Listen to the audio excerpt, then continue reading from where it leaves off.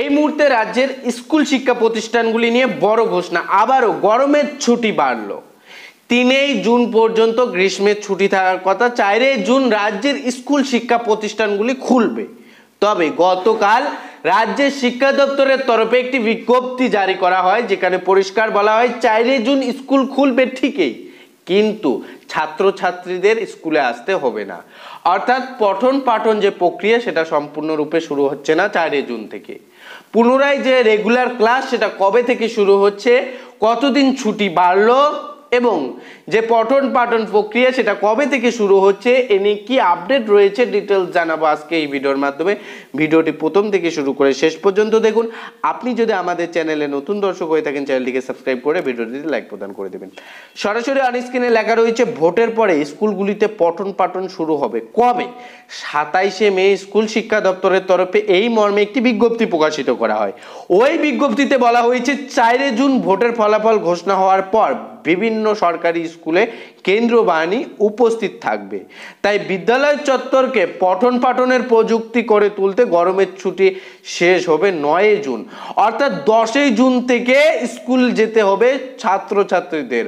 পূর্ব প্রকাশিত বিজ্ঞপ্তিতে ওই ছুটি শেষ হওয়ার কথা 3 জুন।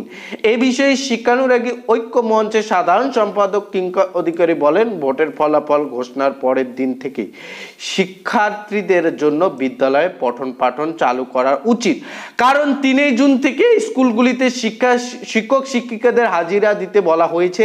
যেহেতু আবহাওয়া সংক্রান্ত সমস্যা আর নেই, তাই ভোটের পরবর্তী আবহে বিদ্যালয় পরিষ্কার পরিচ্ছন্ন করার জন্য যথেষ্ট সময় পাওয়া যাবে।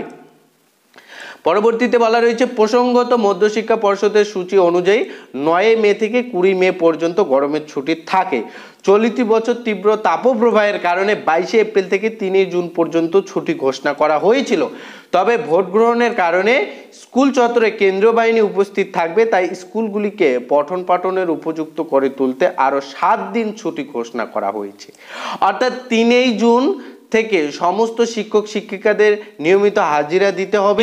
শিক্ষক শিক্ষিকাদের collegium of assistant headmaster and assistant অ্যাডমিনিস্ট্রেশনের সম্পাদক সৌদীপ্ত দাস বলেন, গরমের ছুটি প্রতি বছর মাধ্যমিক ও উচ্চ মাধ্যমিক পরীক্ষার ফল প্রকাশিত হয়। তাই ছুটি চলাকালীন প্রধান শিক্ষক, সহ প্রধান শিক্ষক, শিক্ষাকর্মী ও কিছু শিক্ষক শিক্ষিকার মার্কশিট বিতরণ, স্কুল লিভিং সার্টিফিকেট প্রদান ও একাদশ শ্রেণী ভর্তি প্রক্রিয়া সম্পূর্ণ করতে হয়। একই সঙ্গে শ্রেণীকক্ষ পরিষ্কারের কাজ ছুটির সময় সেরে রাখতে হয়। তাই শিক্ষার্থীদের ছাড়া স্কুলে সব শিক্ষক উপস্থিত থাকতে বলাটা এক প্রকার অর্থহীন নির্দেশ। পাশাপাশি বলা রয়েছে, সংশ্লিষ্ট বিষয়ে যাদবপুর বিদ্যাপীঠের প্রধান শিক্ষক পার্থপ্রতিম বৈদ্য বলেন, নির্বাচনের পরবর্তী প্রক্রিয়ার কারণে সরকার শিক্ষকদের জন্য 3 তারিখ থেকে স্কুল খুললেও পড়ুয়াদের 10 তারিখ থেকে উপস্থিত থাকতে বলা হয়েছে। স্কুল দেরি করে চালু করার বিষয়ে বঙ্গীয় শিক্ষক ও শিক্ষাকর্মীদের সমিতির সাধারণ সম্পাদক স্বপন মঙ্গল জানিয়েছে, হাতে গোনা কিছু স্কুল পরিকাঠামোগত সমস্যা রয়েছে। তিনি আরও বলেন, যেখানে প্রায় 300টি স্কুলে আধা সামরিক বাহিনী থাকবে, তার বাকি প্রায় 15,000 স্কুলে 1,40,00,000 শিক্ষার্থীদের পঠন পাঠন থেকে দূরে সরিয়ে রাখা হচ্ছে। কেন? শিক্ষা দপ্তরে এই খামখেয়ালিপনা সমর্থনযোগ্য নয়, কারণ এতে ছাত্রছাত্রীদের ক্ষতি হবে। প্রসঙ্গত তাপপ্রবাহের কারণে স্কুল বন্ধ থাকলেও অনলাইনে পঠন পাঠন উদ্যোগী হন কর্তৃপক্ষ, কিন্তু সেমিস্টার পদ্ধতিতে একাদশের নতুন পাঠ্যক্রমের বই প্রকাশিত না হয় সেই ক্লাসও শুরু করা যায়নি।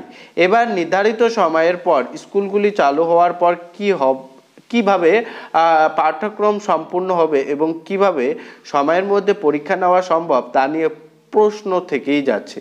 মূলত এই আপডেটে পরিষ্কার দেখতে পাচ্ছেন, বিজ্ঞপ্তি জারি করে শিক্ষা দপ্তরের তরফে যেটা জানানো হয়েছে যে 3 তারিখ থেকে যে শিক্ষক শিক্ষিকারা তারা কিন্তু স্কুলে হাজিরে থাকবেন বা তারা কিন্তু উপস্থিত থাকবেন। তবে শিক্ষার্থীদের 10 জুন থেকে কিন্তু স্কুলে উপস্থিত থাকা কথা বলা হয়েছে, কেননা এতদিন বেশ কিছু সংখ্যক স্কুলে আধা সামরিক বাহিনী থাকবে, সেক্ষেত্রে এই পরিকল্পনা নেওয়া হয়েছে। তো এখন দেখার বিষয়, এর আগেও যদি খোলে অবশ্যই আপডেটে জানাবো। তবে যে এই মুহূর্তে যে বিজ্ঞপ্তি প্রকাশিত করা হয়েছে হয়তো সেটাই ফাইনাল হতে পারে। যে আপডেট পাওয়া গিয়েছে সেই আপডেট মোতাবেক আপনাদের পরিষ্কার জানিয়ে দিলাম। আশা করি আপডেটটি পরপর উপকৃত হয়েছেন। বন্ধুরা, অন্যকে ভিডিওটি শেয়ার দিয়ে দয়া করে সাহায্য করে দেবেন।